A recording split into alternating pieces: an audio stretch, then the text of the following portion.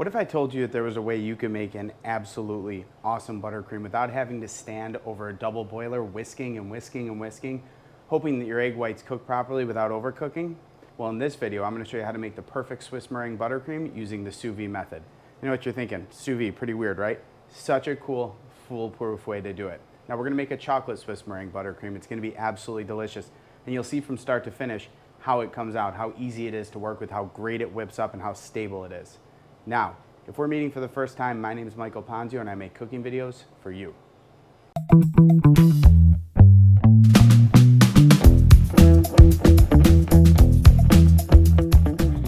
All right, so let's take a look at what we need to do this. I will put the recipe down below, all the steps down below, links to all the little tools and things I'm working with. First thing we need is egg whites, and I have a dozen egg whites here. I also have 4 cups of sugar. These are the base of the meringue, right?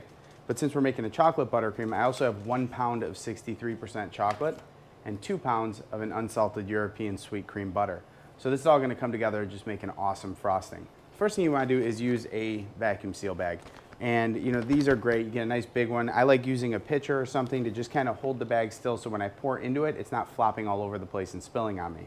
We're gonna add our egg whites, all of our sugar, and I'm gonna take this over to vacuum seal the cryovac. I'll be right back.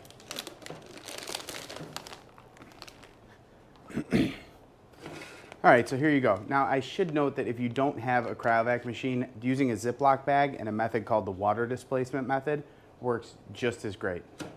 So I like to mix this up. Just make sure there's no chunks of sugar in there and everything's kind of mixed. And you're gonna do this a few times during the cooking process. Next step, this is gonna go into the immersion circulator. I'm gonna place this in the immersion circulator, and I like to use a binder clip or something just to kind of keep it from floating all over the place. I wanna make sure that the seal doesn't go under the water just in case there's a leak in the seal or it comes loose during cooking. But I'm running the circulator at 150 degrees. That's gonna give enough temperature to actually set the egg whites and break down and denature all the proteins in the egg whites, allowing them to whip but still be stable. This is gonna cook for 90 minutes, so we'll come back when it's done. All right, so our egg mixture has been cooking for 90 minutes at 150 degrees in the circulator.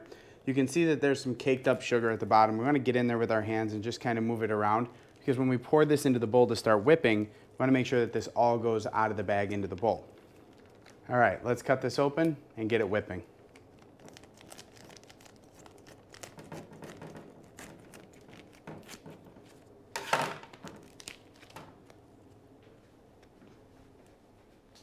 Now while the eggs were cooking in the circulator, I cut up some butter and left it out at room temperature to soften. You really want to kind of go this route of letting it just kind of come to room temperature. If you try and speed it up by softening it in a microwave or over a double boiler, you're going to separate some of those milk fats. So letting it just kind of come to temperature naturally and soften is really going to give you a much silkier mouthfeel on your buttercream.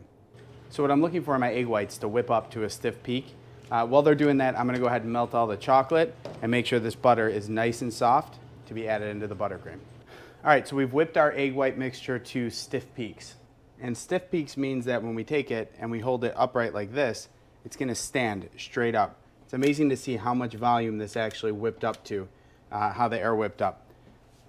Now when we're adding our butter, we wanna make sure that the egg temperature has come down, it's cooled down. You want it to be room temperature, even slightly warmer than room temperature. And you want your butter to be soft enough that you can just kind of smash it with your hands. We're gonna incorporate this bit by bit into the egg white mixture. So dropping down to a second speed, I'm gonna start to add my butter. Now, once all the butter's in and starts to incorporate, I'm gonna turn my speed up.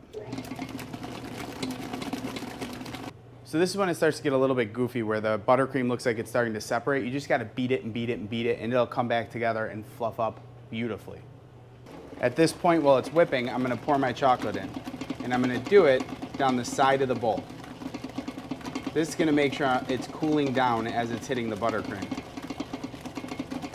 Last but certainly not least, a little pinch of salt and a dash of vanilla.